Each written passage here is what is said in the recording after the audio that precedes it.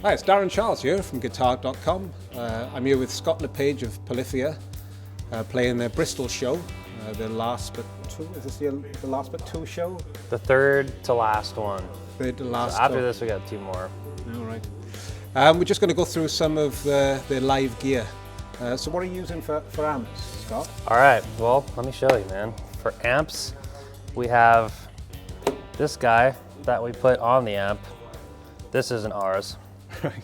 But we got this guy, the orange Dual Dark 100. We usually use the Dual Terror, or no, they're called Dark Terror? Yeah, Dark Terror. Yeah, Dark Terror, yeah. But now we got the Dual Darks for this guy. And this thing is pretty sick. It's got a bunch of switches on it. I don't know what those do. This one makes it go on and off, and this one makes it go even more on and off.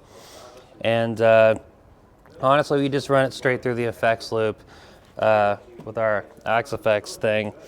So this doesn't do anything. This doesn't do anything at all. So you can literally just go like that. And that's Are you using my it just as tone a tonight. power amp? Pretty much. Yeah? Yeah, it's just a big, fancy, really heavy, air-pushy power amp. Yeah? And then we got the little cab here.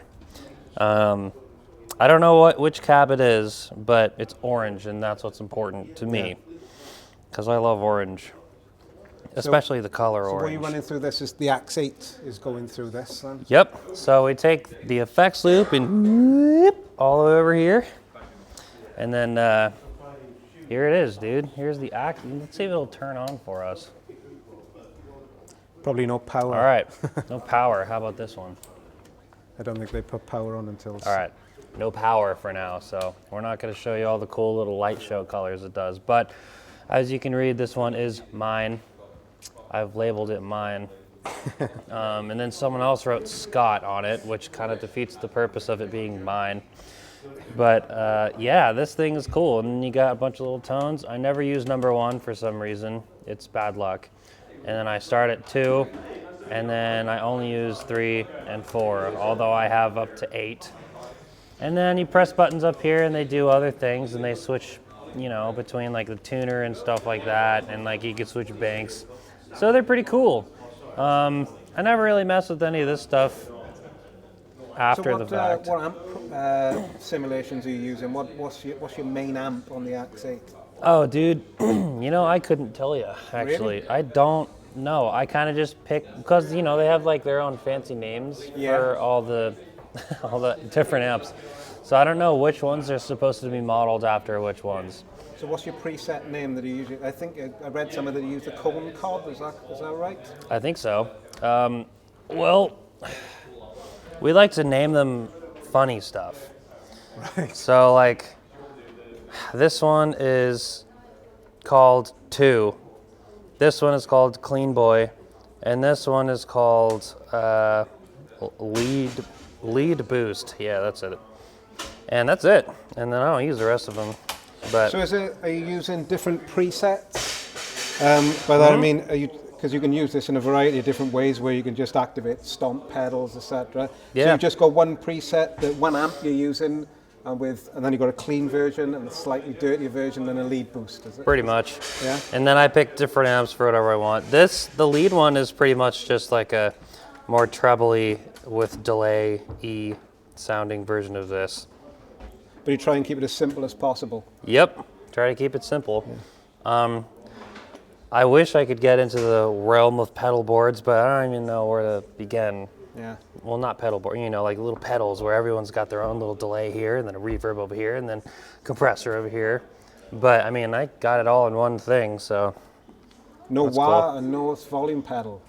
Is that right? No wah. Yeah, I'm surprised no. Not many guitarists go on stage without a wah pedal. Yeah, well, you know, man, maybe I'll get one of those one day too, because I have one at home, actually. My dad got me one for Christmas a long time ago, but I don't know, I just never really brought it on stage because I liked it too much to ruin it on tour. But yeah, that's the rig, dude. And then I guess I'll show you the guitar too. Oh, that's pretty cool. All right, so this is the one that I didn't break a string on last night. This is my signature guitar, the SLM 10. So as you can see, it's very pretty. It's it's got red with a not a matte flame. finish. I'm sorry, it's a quilted maple top. Yeah, it's the matte finish. You can go ahead and give that a nice touch there if you want. Yeah, it's quite smooth. Yeah. Do you prefer a matte finish to a gloss finish? Because I think Tim's got a gloss finish on his. He does have a gloss finish, and you know what? I like them both, but for my sake, I wanted it to, because this looks so pretty. I don't know. It just looks does like look nice. velvety almost. And then my custom signature pickup, the Igno, with DiMarzio, and then a couple True Valves, and then a nice little whammy bar here that you can really beat it. Very durable. And then 22 frets so that I can hit the tone G spot with this little bad boy right here. And then that's pretty much it, man. That's the guitar. It even looks pretty on the back. So roasted maple neck, is it? Do you prefer maple necks to rosewood? I do, I think. Although rosewood is awesome when you get the good kind anyway. And we actually have a guitar at home that's, the whole neck is rosewood, and it's pretty crazy. Yeah. It's pretty crazy. And probably going to be illegal soon, I'm sure. It's pretty difficult at the moment, yeah. Yeah, with the whole rosewood thing going on. But did you sit down with DiMarzio to develop that pickup, or did you just send them specifications you wanted? Well, yeah, it was kind of like that. They have a really dope ass dude over there who you can just like tell him, I want my pickup to sound like the ocean breeze on a Sunday morning.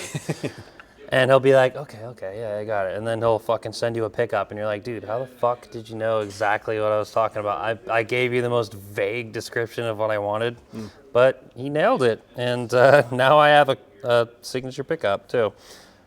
So that's cool. You use on a lot of your songs, especially the newer material, you use a lot of in-between sounds. So oh yeah. Is that the plan? Is that what you use? Is that your main pickup set in these days? Yeah, well, for the newer stuff, we use this one. All right, okay. The fourth position, which is these two bad boys right now. Yeah. And then, of course, you know me, I always like to use the bridge pickup, which is why, the signature I have is the bridge. That's kind of like my favorite sound that we do. But for like goat and all that stuff, it's mostly just this pickup position right here. And it's a nice little twangy, like poppy sound that we like to do, and it's fun. So you didn't go for a Floyd Rose. You were quite happy with a non-lock-in trem. Oh, dude, yeah. Well, it doesn't go out of tune. No. Like you can really beat the shit out of this thing, and it'll be fine. Do you used to use Floyd Rose before? Oh yeah. I had a guitar when I was a lot younger that had a Floyd Rose on it, but this is just the Ibanez one, and it's fucking awesome. It's their new AZ model thing that they got, and it's fucking dope. So honestly. This is based on the AZ model, the Ibanez AZ model? Oh yeah, well this is an AZ model, and it's just my signature with the AZ. But yeah, dude, I mean, shit, what else we got? Gold hardware, locking tuner. Oh yeah, here's the thing. Up here, tuners. Yeah. They lock back here, so you just pull the string through, lock it up, and tune her down, and you're good to go. It's very, very easy to change strings. Like, if you break a string during a live setting or something like that, I can just come back here and be like, tune it up, and I'm ready to go. Seriously, it takes me like 5 minutes to restring the entire thing. Yeah. It takes me like 30 seconds to do one string. And the only reason it takes me that long even is because I got to take the string out of the package and everything. Yeah. But. And you're using gauge 10s, I think you? Yeah, 10 to 52. 10 to 52 okay. strings. I don't know. I like it to be a little heavier these days because like 9s are just like, I press down in the note and it's like a different note. I'm like, shit, pressing too hard. But. Do you take many guitars out on the road, or is it just one or two? Or? Internationally, I take like 2. Just, a guitar in one tuning and then another one in a different tuning. But, at home in the US, I take 4 at least, and that's to have a backup for each tuning. So I'll take this guitar is in standard. Well, right now it's in drop D because I broke a string last night on my other one. So I had to tune this one down real quick. But It's usually in standard, and I'll have a backup for the standard guitar just in case the string breaks, and then I'll just switch them out real quick so I don't have to change it. And same thing with the drop D one also, and it's pretty easy. And we have room for those usually. But you know, when we travel overseas and shit, it's like, you know, we gotta pick two and just, you know, hope that we don't break a string, which last night I did. Luckily it was at the end of a song, so I could fix it real quick. But do you you've never experimented with using in-ears then, right? You like to have, is this for your benefit or for the audience's benefit? Well, you know, we always do the same shit. We have inners at home that we use. We just couldn't bring the entire massive thing here. The whole rig is like huge. But yeah, here I'm just rocking this shit, and then I put earplugs in, to be honest. Yeah? Yeah, because it's fucking loud. Yeah. It gets really loud, and I'm trying to save my hearing a little bit. And at night when I go to bed, it's just like, so I'm like, shit, I should probably wear earplugs. And I do, so protect your hearing, kids. Yeah. And yeah, that's it. But yeah, when we do it at home, we use the in-ears and we use all the stuff too. We just have the direct input from the Axe-Fx going in straight through our ears. Sometimes we don't mic the cabs. We just have like the stage sound up there. But I like to mic the cabs. I like to have it like, you know, that's what's feeding through the PA mixed with the direct input for the Axe-Fx, just because I think, you know, why not have like a little bit of everything? Yeah. It sounds better too, I think, you know. It's good for the like, front row of the audience as well. Oh yeah. Yeah, because they're hearing that. Yeah. So, and I want to hear that too. I don't want to just be like, you know, zeros and ones going through my ears, you know. I want to feel it too. Did you used to tour with amps? Or have you always toured with? Yeah, we tour with these things too. Like the whole rig, except when we're at home, we have the little mini version of this. But have you been using Axe live for quite some time, or? Oh yeah, years. Yeah. Yeah, we've been using it pretty much. I want to say since we started touring, we've been using the Axe-Fx. Yeah. Because it's just so convenient and easy, and like you don't even really need any of this shit. You just need like a power amp. Yeah. And you can plug the Axe-Fx in it and go direct, if you know that's what you want to do. But now I like to have the amps and shit because I think it sounds better.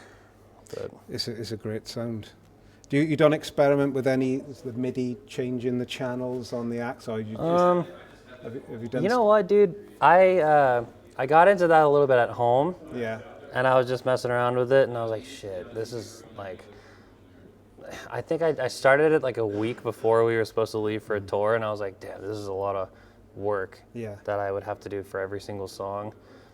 So I never ended up finishing it, and I was like, whatever, I'll just tap dance a little bit, you know? But I mean, yeah, I would like to, but then we have to run our whole set and guitar changes through like a DAW and everything, which we already do, but just not the guitar patches. We just do those. You know, it would afford you quite a lot of freedom, though, I would imagine, that, because I've experimented with myself, and again, it's such a lot of work and a lot of programming. It requires you to sit down for a good couple of weeks in order to get it working. Yeah. But it means you've got the freedom of the stage, then you're not tied to your pedal board, at least then. Yeah, absolutely. If it were up to me, I think well, you know, I like having the pedal board there because I can kind of like choose, but like sometimes I miss patches. Yeah. And my hair gets in my face, and I'm just like, fuck, and I press the wrong one. I press number one, which is the bad luck one, and I'm not supposed to press that one. And then something really bad happens. But yeah, if it were up to me, I would have a tuner pedal right here. Yeah. And then the Axe-Fx rack unit up there, and just have the computer change the presets for me. But you know. Did you used to use the Axe-Fx too up until very recently? Because the Axe 8 was only there for about 2 years, I think. Well, yeah, we got the Axe 8s a few tours ago, just because we were like, oh shit, they make a pedal board now. Let's just fucking get that. Because before we just had the unit, the what's it called? The rack unit, Axe-Fx, and just like some cheapo MIDI pedal board thing that we would just, you know, change it like that, which is cool. It worked. But they break and shit easily. Yeah. And these are pretty fucking durable. They're like I incredibly literally durable. stomp the shit out of this thing and it's fine. And the buttons are nice and girthy and fucking thick. But yeah, I fucked this thing up and it's fine. Yeah, I think you've read that there's some luminous side markers, in there, which is incredibly helpful, I would imagine. Let's see if dude, you know what? Oh, here it is. All right, watch. I can show you. I could light It's it a up live here guitarist dream. I'll do the fucking double boy. Oh yeah. Ah, dude. Like a dream. It is. It's fantastically helpful. It's sick because when the it's lights. Not just a gimmick, is it? It's a real necessary. fucking thing. No, it is because, and let me tell you why, dude. The lights will strobe and shit, and I'll be like, oh fuck, I don't know. Like your hand's going like this and shit with the strobes. You have no fucking idea what's going on, and then you can see. You'd be like, okay, I know I'm right here, so I can do my thing up here. Go back down here. They're all lit up. It's sick.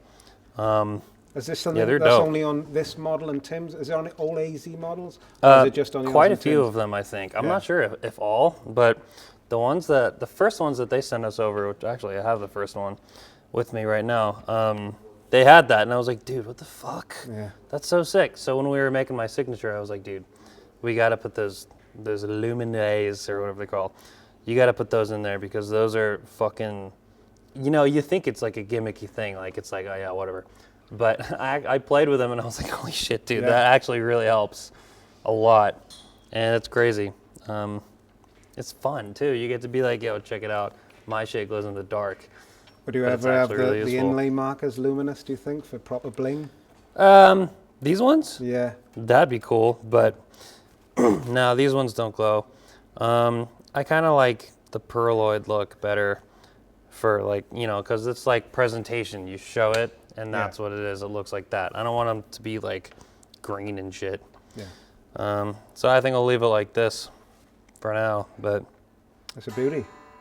Why, thank you. Well, that's pretty much covered it. It's good to meet you, Scott. Nice to meet you too, man. Hope the tour goes well. Thank you. Thanks for having me. Thanks.